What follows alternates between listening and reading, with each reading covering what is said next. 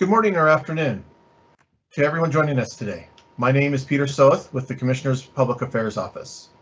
Thank you for joining us today for the continuation of the History webinar series, Many Faces of Water Development, the Transformation of the Bureau of Reclamation during the 20th Century. This webinar series is building to Reclamation's 120th anniversary that will occur on June 17th, 2022. Look for more webinars every month and other activities building towards that day. This event is being recorded and will be available after the event is over by clicking the same link that you used to join it. Previous webinars and this one will be available on Reclamation's intranet site following this event. We will have time for questions following the presentation. If you have any questions, please submit them by hitting the question mark bubble in the upper right-hand corner. We will do our best to answer as many questions as possible. At this time, it is my pleasure to introduce Dr. Andrew Gahan, Reclamation's historian. He will share how Reclamation has transformed during the last century. Dr. Gahan? Thank you, Peter, and good day, everyone. It is a pleasure to be here again to share some more insights on Reclamation history. Today, we are going to explore the evolution of Reclamation's mission during the 20th century. If you've been with us before, some of the details are going to sound familiar. What we hope to accomplish today is to provide the information in a slightly different context. Water development in the American West was never static, always evolving to meet the needs of an ever-changing West. Some of these transformations stemmed from social and economic developments, others from philosophical or cultural forces. The Bureau of Reclamation responded to both, often in fits and starts, but always with the goal to serve the people and communities of the American West. So let's go ahead and start. Since 1902, the Bureau of Reclamation has answered the call of both the legislative and executive branches of the federal government in the development of Western water resources. Reclamation as an agency has no organic act. Instead, it works off the authorizations and directions of hundreds, if not thousands, of individual laws. And these aspects have allowed Reclamation to develop a unique ability to transform its mission to meet the water needs in the American West. This capability has allowed Reclamation to be directly involved with and respond to numerous Western water issues, such as those listed on the screen, many of which we will examine today. And everything begins with the Reclamation Act of 1902. It set the stage for establishing the federal government's role in irrigation development in the arid West, and it also instituted the ideological boundaries that would shadow water development throughout the 20th century. Lacking an organic act that may have anchored Reclamation to set responsibilities provided quite a bit of flexibility. Not only could Reclamation respond to changing circumstances or fickle congressional prerogatives, but react to changing values and concerns. This tractability provided some measure of freedom and opportunities to influence Western water management and development within limits.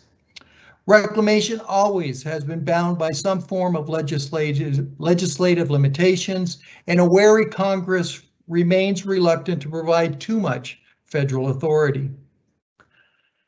During the 20th century, the American West witnessed an incredible transformation in part due to the activities of the Bureau of Reclamation. The West has grown from a once sparsely populated region of farms, ranches, and rural communities to the fastest growing urbanized and industrialized section of the nation. As this conversion transpired, Reclamation was called upon to respond. These tasks were never easy. Over the 20th century, critiques of Reclamation program and the Bureau of Reclamation were copious. Critics questioned the economics of federal reclamation as a giant subsidy that benefited only prosperous farmers while neglecting the homemaking ideal. Others noted the environmental devastation reclamation projects had inflicted on the natural world. Both the benefits and negative reviews of reclamation activities are as much a part of its histories as the facilities it constructed. But they changed over time, just as reclamation's mission responded to the changing water needs of the American West. Today, we are going to look at reclamation history by examining what I suggest are three distinct eras in reclamation history to show not only the trajectory of Bureau activities, but also the shifts in attitudes regarding Western water development. Just like today, the aridity of the western regions of the United States dictated the course of water management. In the early 20th century, this condition led to Westerners' call for federal assistance in irrigation development.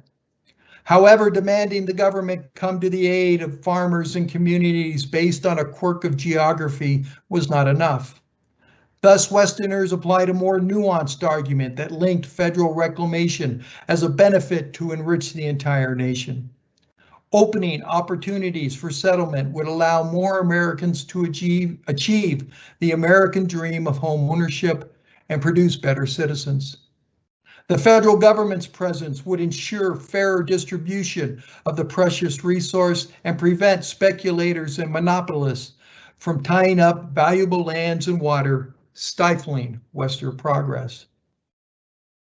These arguments proved highly effective and were successful in the passage of the Reclamation Act. To its credit, the newly created Reclamation Service moved quickly to tackle this massive task. The Reclamation Service soon built an organizational structure and established its presence in the West. Engineers combed the region studying project feasibility, and in March of 1903, the Secretary of the Interior authorized the first 5 projects. By 1907, 25 projects were under construction. Make no mistake, leadership within Reclamation Service was committed to the homemaking ideal and developed reclamation programs to achieve that goal. The 160-acre land limitation sought to ensure the widest distribution of benefits and opportunities to prospective settlers. A remnant of the Homestead Act of 1862, the land rule was deemed adequate to provide a successful farm and home. The idea of homemaking was so compelling that it led Reclamation to found and develop town sites on certain reclamation projects.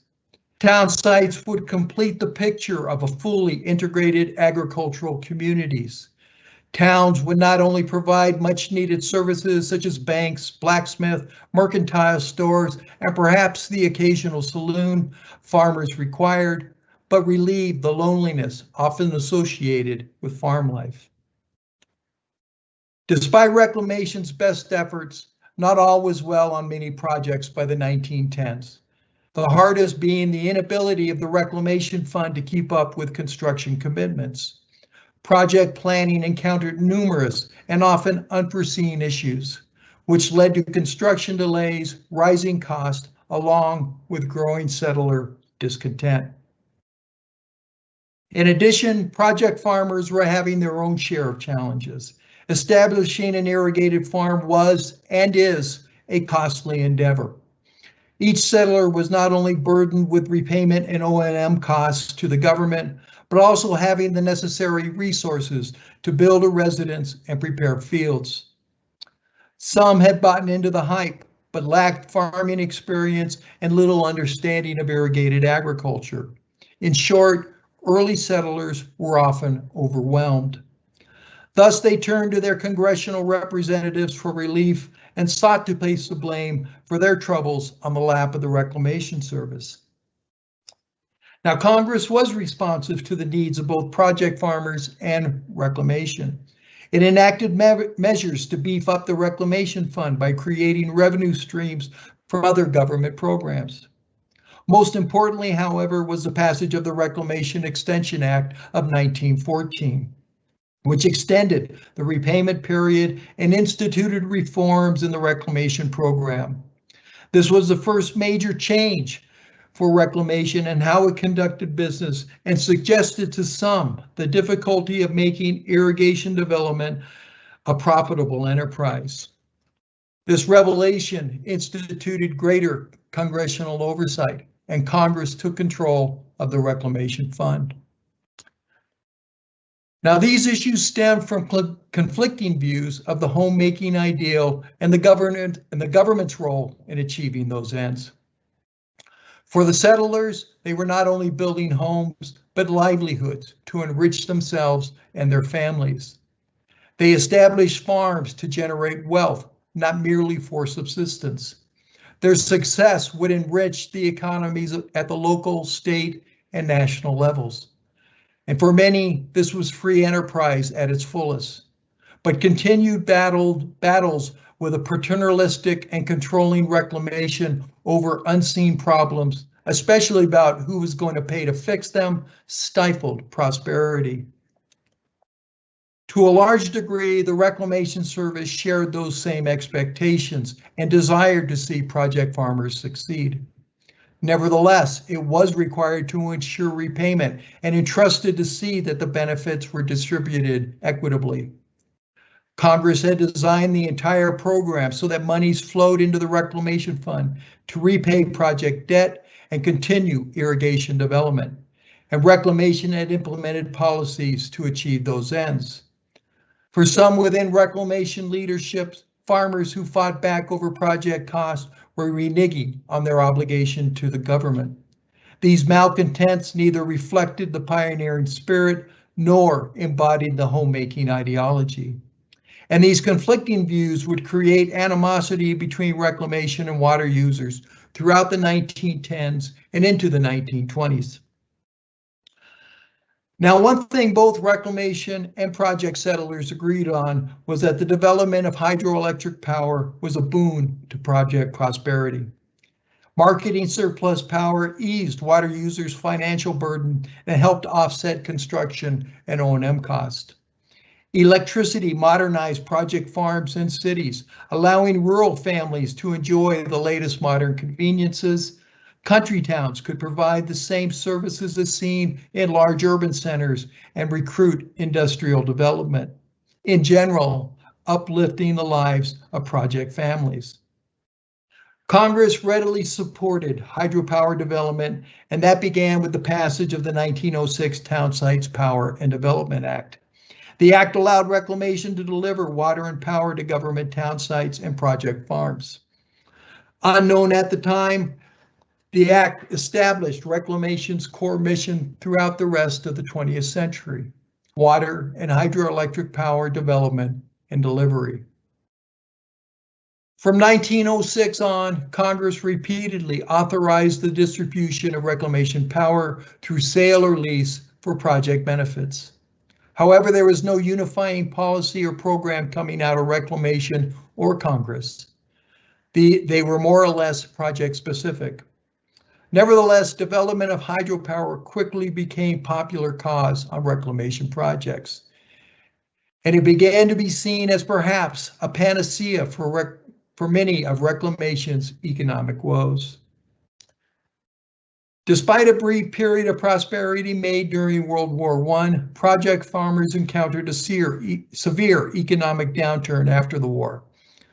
While providing relief between 1921 and 1923, both Congress and the Department of the Interior began investigations into the reclamation program to find solutions to its long-standing economic problems. These studies culminated in the passage of what became known as the Fact Finders Act in 1924. And it called for a whole slew of reforms to, once again, bring reclamation back on a sound business foundation. The act, perhaps unintentionally, was a serious blow to the homemaking ideal. It required that future settlers have sufficient capital to start a farm, and meant that persons with marginal means were unable to secure a homestead.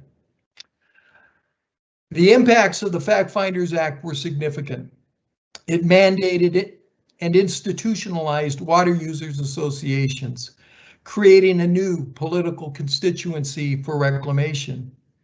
All project revenues from power marketing, town site plot sales, land leases, and water rentals were credited to construction cost. The Reclamation Service became the Bureau of Reclamation, perhaps to represent a new start in Western water development. And Congress had authorized no new projects since 1918.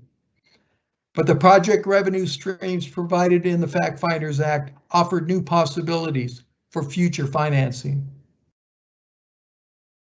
Despite numerous trials and tribulations, the Reclamation Service achieved some impressive results in its first 20 years.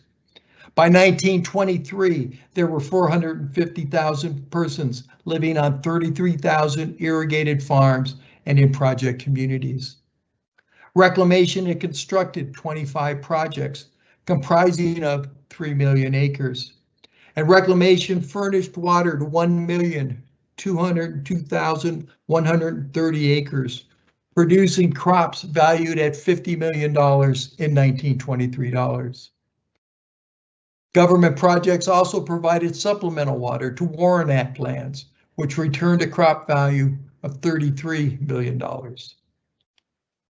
By the early 1920s, there was evidence that the priorities and purposes of water development in the West was shifting. The 7 Colorado River Basin states had signed the Colorado River Compact in 1922, providing at least a broad outline in river basin development. Also in 1922, the Reclamation and the Department of the Interior released the Fall Davis Report, proposing construction of the Boulder Canyon Project and Hoover Dam. The water needs of the American West were transitioning. As urban centers showed signs of greater growth, demands for water and power increased. Now, I suggest that the beginning of what is often referred to as the large dam building era runs from 1931 to around 1980. Its genesis is marked by the construction of Hoover Dam, soon to be followed by Grand Coulee Dam. And despite its name, the era is not represented by the building of large structures, which indeed were many, but rather the volume and earnestness in which dam construction occurred. As we discussed last time, even the economic devastation of the Great Depression failed to slow down project development. And as a reminder, between 1903 and 1928, 29 projects were authorized. During the Depression, Congress also authorized 35 projects. What characterizes this era most appropriately is the method through which reclamation projects were funded. Congress authorized projects through direct appropriations from the U.S. Treasury, like the Boulder Canyon and Colorado Big Thompson projects, or funded through special programs such as those of the New Deal, which authorized construction of Grand Coulee and Shasta dams. The turn to these new funding methods revealed the limitations of the Reclamation Act. New funding and reimbursement designations were put in place, power revenues to offset construction costs, and the application of non-reimbursable flood control benefits. Projects once thought to be beyond the legal capabilities of reclamation became a reality. For example, let's take a quick look at the construction of Parker Dam on the lower Colorado River. First, it was the utilization of California's share determined by the Colorado River Compact. Under contract with the Metropolitan Water District, Reclamation constructed the dam solely to produce hydropower and supply M&I water. There was no irrigation component, and it was the first straw in the Colorado River under the compact for municipal water. Throughout the large dam building era, the concept of multiple purpose projects guided development. Codified in the Reclamation Projects Act of 1939, reclamation development stood on firmer economic foundations and positioned the Bureau for future growth and opportunities. And as we discussed last time, the Bureau of Reclamation experienced an important transformation in both its organizational structure and the manner in which reclamation Reclamation developed projects during World War II. Entire river basins were explored to expand not only irrigation opportunities, but also power development, providing M&I water. The creation of 7 autonomous regional offices most clearly represented this change in the reclamation program. It also recognized that reclamation's customer base had grown. The authorization of the Pick Sloan Missouri Basin Program was the first manifestation of this philosophical change.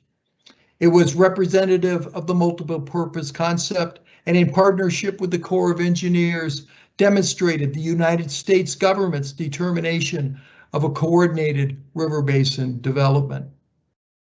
Ultimately, Reclamation constructed roughly 32 projects during the 20th century, and these projects opened 3 million acres of land for irrigation and produced 2.5 million kilowatts of installed capacity. The high level of project investigations during the war was the result of concerns about how the U.S. economy would respond after the war ended. The war had produced full unemployment nationwide, but some worried how returning veterans might disrupt the job market. Also considered was the time it would take industries to return to peacetime production.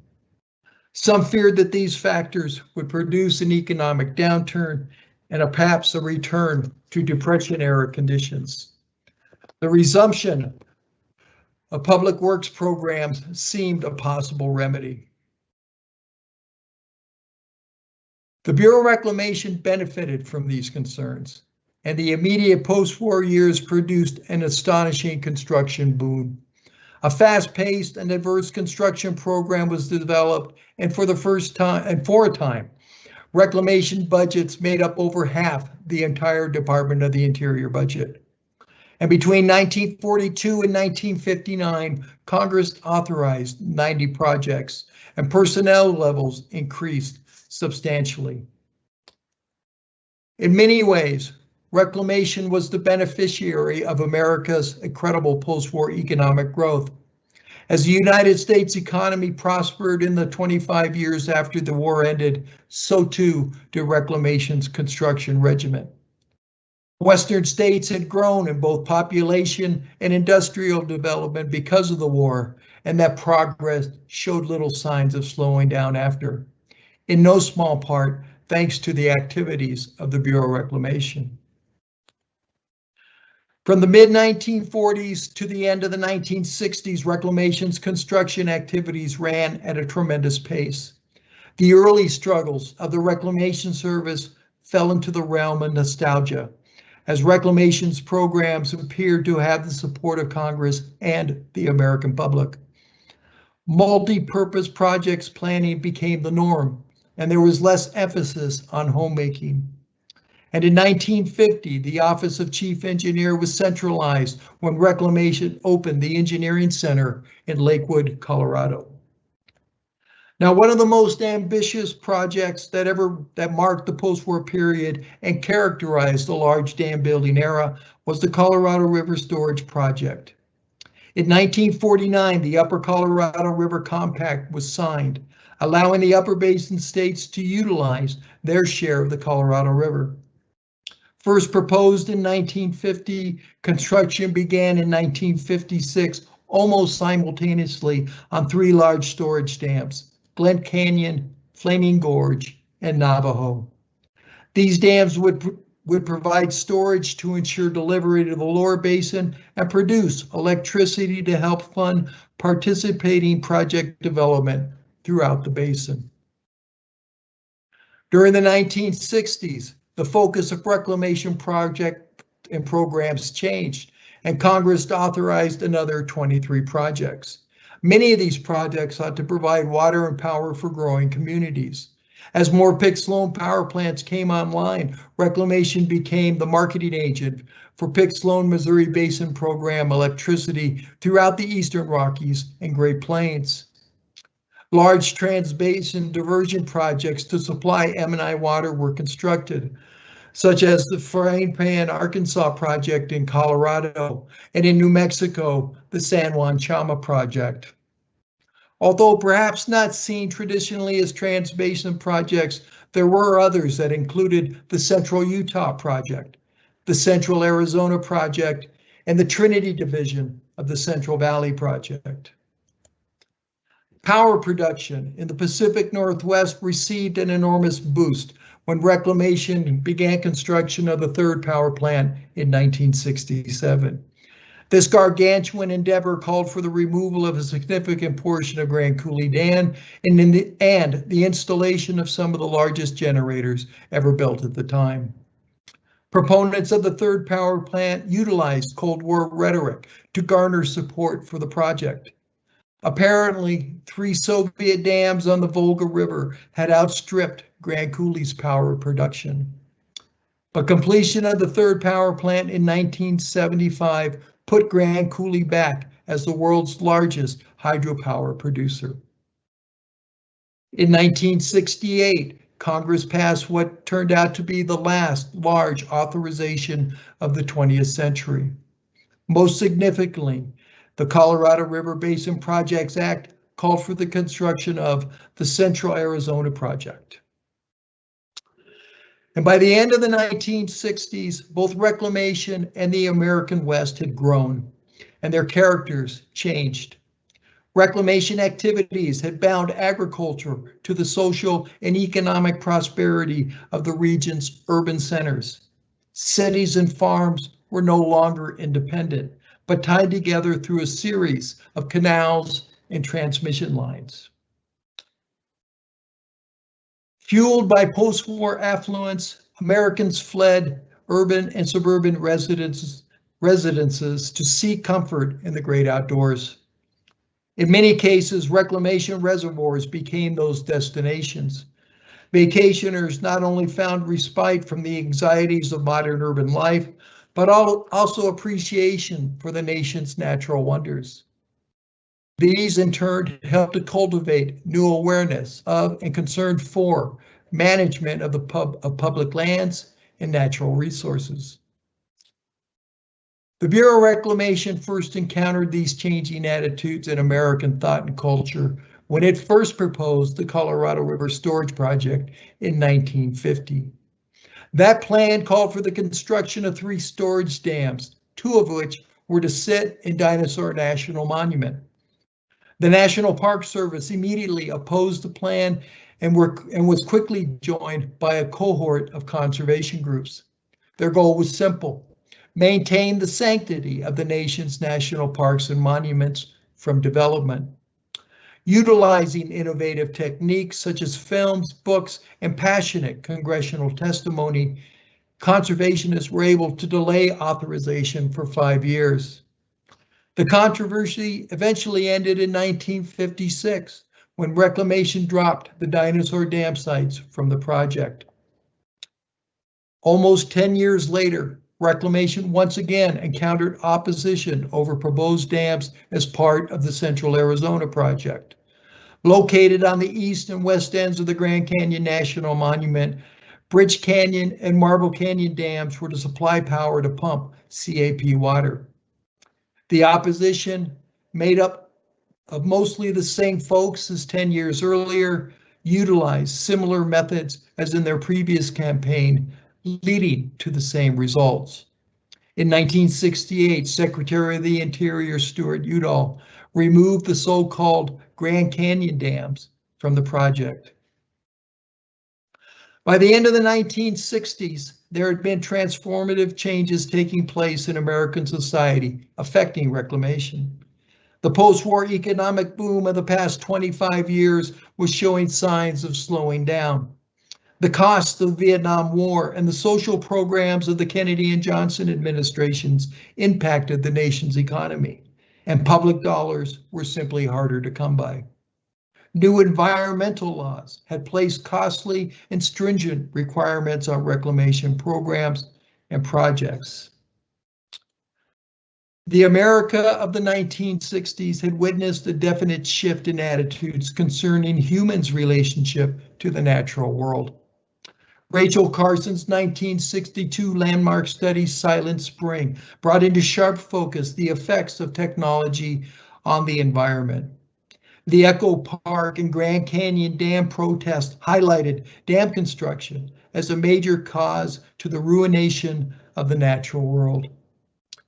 And beginning in the late 1950s, even Congress got into the act by passing a string of environmentally centered acts that required federal agencies to consider and mitigate environmental effects on project developments. Between 1902 and 1970, the appearance of the American West had completely transformed. Reclamation and water resources development in general played huge roles in that transformation. While providing water for agriculture remained the primary concern, the West took on the look of an urbanized and industrialized region. In 1970, the Reclamation's construction program remained robust, but new proposals encountered increasing skepticism, more environmental requirements, and fewer economic resources. Now, I suggest that two events ushered the end of the large dam building era: the failure of Teton Dam and the release of what became known as the Carter hit list. On June 5th, 1976, Teton Dam in southeastern Idaho failed. The dam was completed in November of 1975 and filling for the first time. The resulting flood took 11 lives and caused over $300 million in property damage. The failure seriously damaged Reclamation's reputation with the public and Congress. Congressional and departmental investigations that followed were critical of Reclamation's policies and programs, and employee morale was shaken to its core. These developments led to substantial policy changes. Contracting responsibilities shifted from the office of the chief engineer to the regents. The safety of dams programs was initiated. The calamity foreshadowed major revisions in the perceptions of water resources development in the American West. Not long after Teton, the newly elected Carter administration released what the press termed as the quote-unquote hit list in early 1977. The report was a review of water projects of the Corps of Engineers, the Tennessee Valley Authority, and the Bureau of Reclamation. It brought into focus questionable economic and environmental aspects of reclamation projects and called for the elimination or restructuring of projects, such as elements of the Garrison Division, the Central Arizona Project, and the Central Utah Project. While the backlash from Congress was formidable, the damage had been done, and many projects were scaled back. The Carter administration took other actions that reduced Reclamation's historic responsibilities. In the 1977 legislation creating the Department of Energy, the Western Area Power Administration, or WAPA, was formed, and it took over the marketing of power produced at reclamation power plants. In 1979, for a short time, the Bureau of Reclamation became the Water and Power Resources Service. Reclamation went back to its old name in 1981 when the Reagan administration took office. Reclamation's transition to a water management agency came in fits and starts. Mostly, this was the result of large ongoing construction projects, but changes to Reclamation came in new and exciting authorizations. The focus turned to a greater awareness to the environmental responsibilities and working with less traditional constituencies. For example, Native American water settlements, where reclamation expertise in planning and supplying technical assistance provided valuable resources. Reclamation also began shifting into non-traditional areas. And this is best seen by the hiring of non-engineering staff, such as biologists, fishery experts, archaeologists, and ecologists. And over time, these new professions would greatly impact Reclamation's paths and priorities.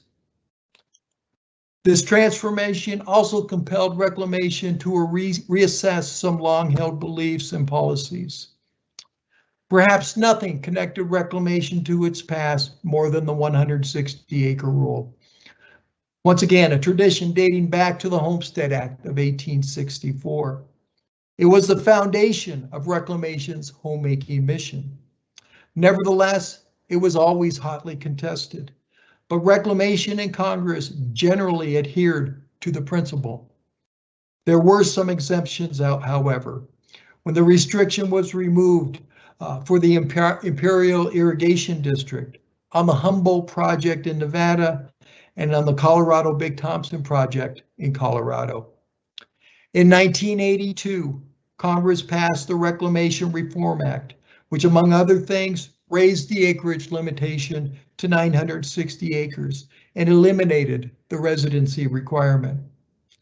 The law recognized that the nature of agriculture had changed in the late 20th century. Homemaking had ceased to be a reclamation goal, and the 160-acre land rule became an anachronism. During the 1980s, there was also a reassessment of Reclamation's construction program to which it was most identified. Tighter federal budgets, costly and time-consuming environmental requirements, and the memory of Teton's failure all contributed to a sharp reduction and a change of policy in Reclamation's construction program. In 1987, the Bureau announced, quote, "The era of constructing large federally financed water projects is drawing to a close," end quote. Construction projects would become smaller in scale, and beneficiaries would pay a higher cost share. Reclamation would work closer with other stakeholders on water management issues. And these changes, I suggest, actually expanded Reclamation's role in the day-to-day project operations. Also during the 1980s, Reclamation attempted to reorganize to meet new priorities. This transformation meant to allow Reclamation to be more responsive to this milieu by streamlining wherever it could. Budget constraints compelled Reclamation to close 2 regional offices east of the Rocky Mountains and consolidate all activities in that area to the Great Plains region in Billings, Montana. While many regretted shrinking construction activities, the turn to water management created new opportunities for Reclamation's vaunted engineering and research expertise. For example, in 1980, Reclamation partnered with NASA to construct the first federal wind power project near Medicine Bow, Wyoming. Unfortunately, mechanical problems hampered operations from the very beginning and were never overcome. And the Bureau ended the project in 1986. Reclamation was also active in early efforts at solar power development and weather modification, or cloud seeding.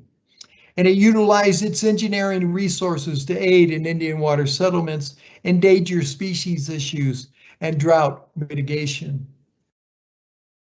In 1993, the Bureau of Reclamation instituted the reforms it had been attempting to implement throughout the 1980s. Policy functions moved from Washington, D.C. to Denver, and there was a major staff reductions.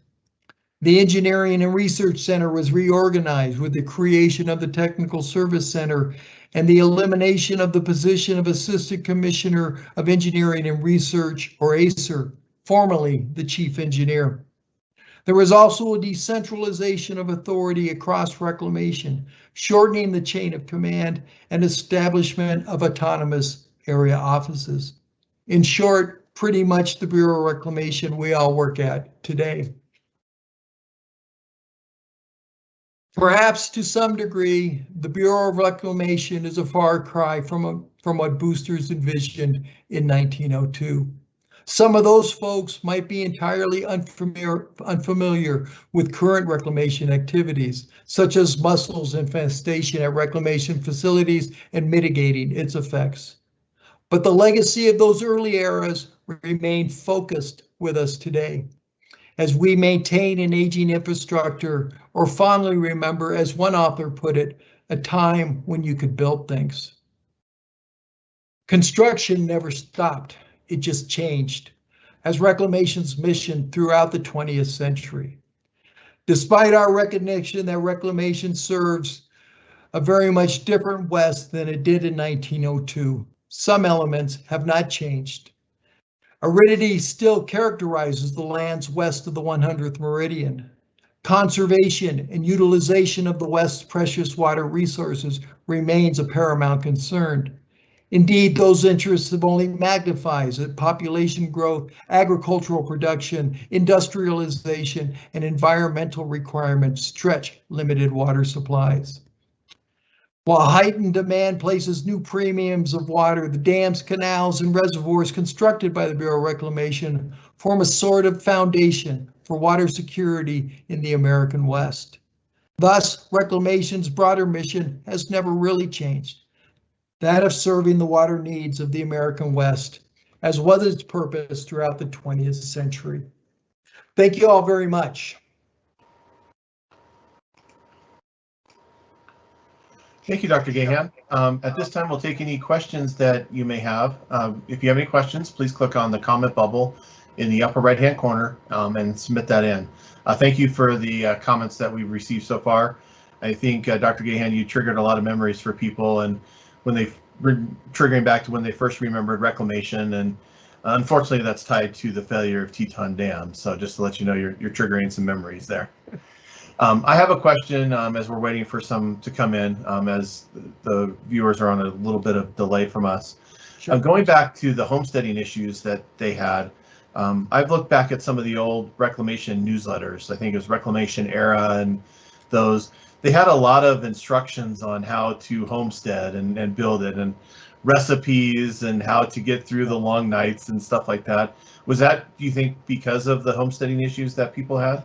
I think part of it was. I think it also is just a way to connect with the settlers, to let them know that, you know, that the reclamation at that time was not just, you know, interested in building dams and canals and laterals. It was also interested in their well-being. And I think, I think what you alluded to, I think there was also the fact that there was an awful lot of new people moving out west who wanted to be settlers and who were maybe not familiar or aware of what was needed to succeed in that endeavor. So I think there was an aspect of just wanting to help out. Yeah, so I think those types of things were a combination of reaching out, of just letting know that the Reclamation Service was this was a partnership with settlers. Thank you. We'll just give people a few more seconds to submit a question. We don't have anything right now. Dr. Gahan, is there anything else you wanted to kind of conclude with or summarize and that you didn't talk about in the presentation? Oh, nothing comes to mind other than the fact that I think, you know, looking back, you know, doing all these series and helping all of us to look back and seeing what happened in the past and hopefully try to find some correlation to what we're doing today, I think is probably, you know, the most important thing I'm trying to get out of not only a presentation like today's, but also my past presentations and what we hope to do in the history program, because I think it's vitally important for folks to have that knowledge of what went on, why we did what we did back then, and what we need to do. And understanding that would help us to not only move forward, but go along with what we need to do today. Okay. I do have one question for you. Going back, what was the most successful of the reclamation projects, at least initially when they were built?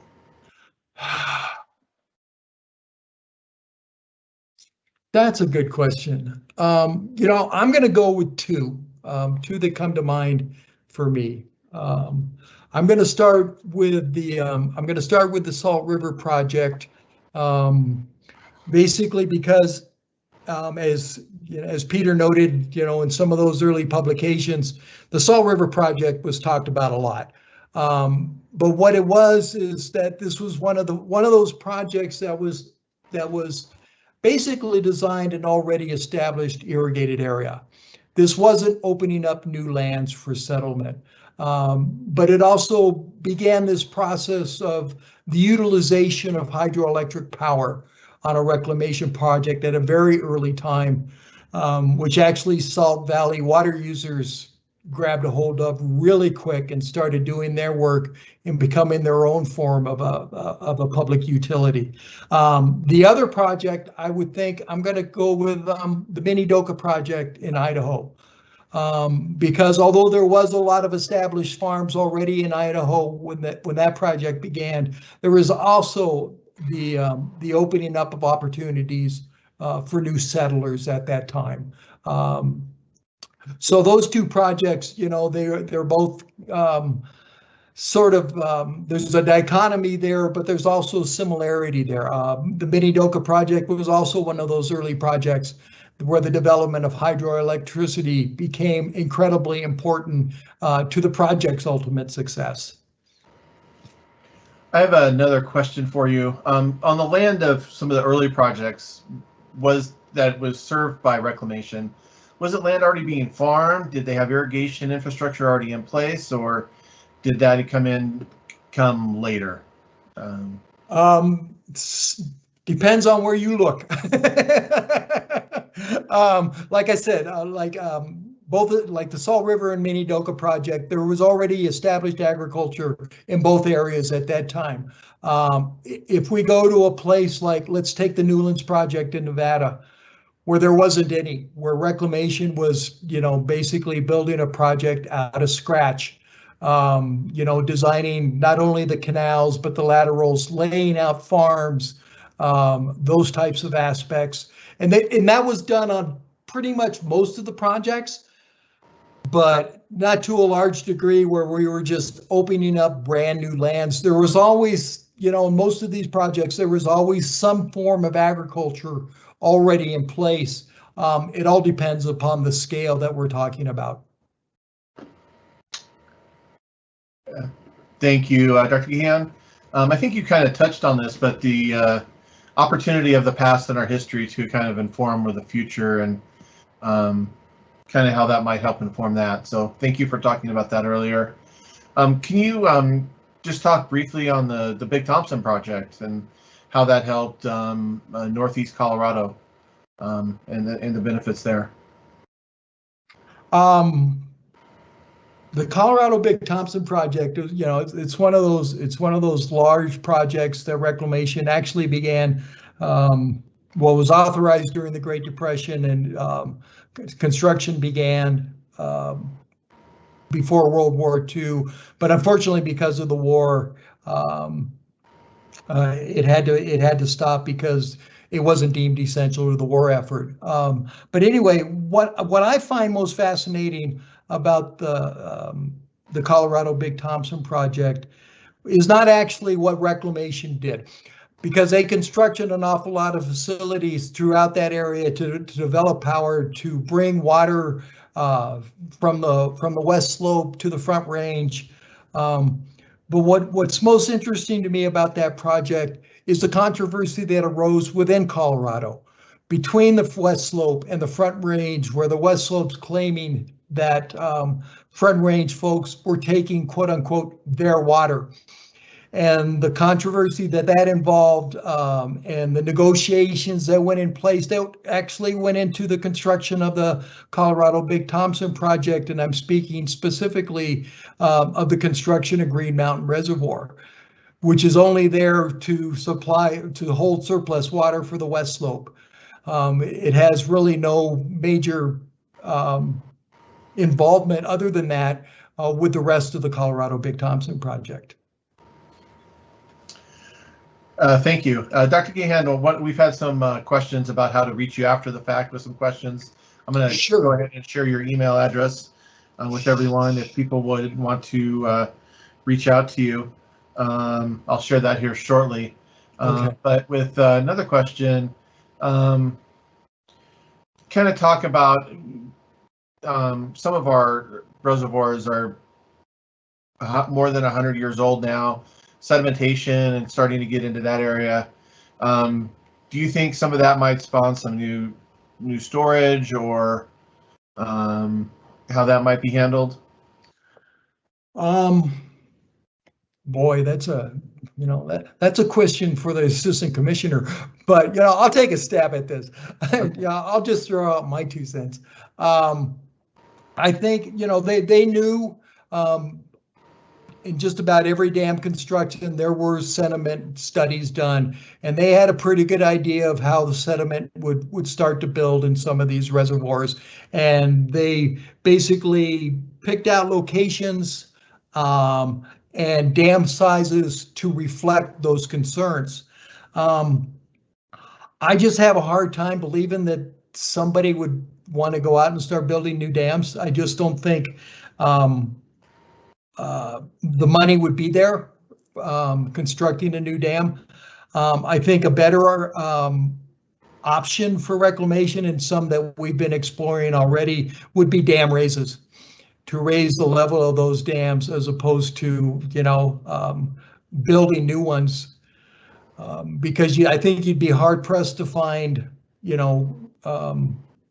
basically good dam sites that would suit the purposes that you need. But like I said, I'm just talking off the top of my head. I mean, I really don't know what a good answer to that one is.